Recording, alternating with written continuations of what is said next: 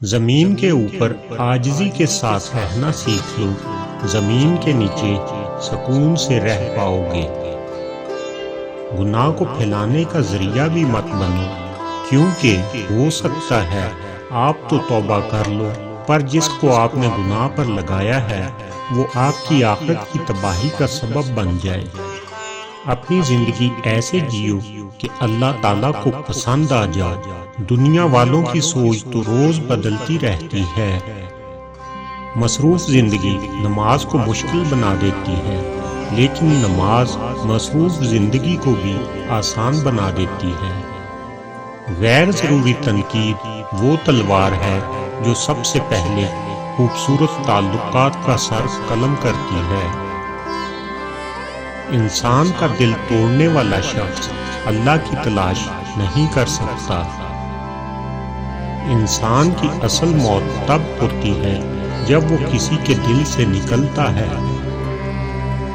نماز کی فکر اپنے اوپر فرض کر لو، خدا کی قسم دنیا کی فکر سے آزاد ہو جاؤ گے اور کامیابی تمہارے قدم چومے گی۔ انسانیت بہت بڑا خزانہ ہے، اسے لباس میں نہیں انسان میں تلاش کرو۔ حق بات کی پہلی نشانی ہے اس کی ہمیشہ مخالفت ہوتی ہے، جس کی کوئی مخالفت نہیں ہوتی وہ قطعاً حق نہیں ہوتا۔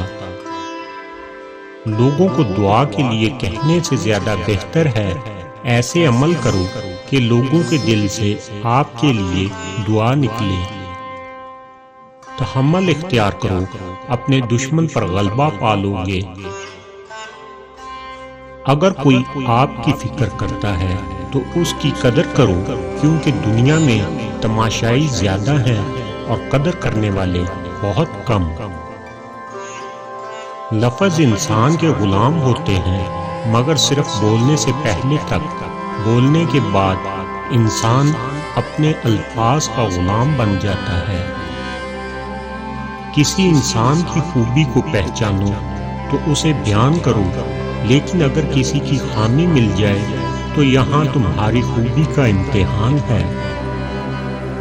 لوگوں کو اسی طرح معاف کرو جیسے تم خدا سے امید رکھتے ہو کہ وہ تمہیں معاف کر دے گا۔ جس کو تم سے سچی محبت ہوگی وہ تم کو فضول اور ناجائز کاموں سے روکے گا۔ درخت جتنا اونچا ہوگا اس کا سایہ اتنا ہی چھوٹا ہوگا، اس لیے اونچا بننے کی بجائے بڑا بننے کی کوشش کرو۔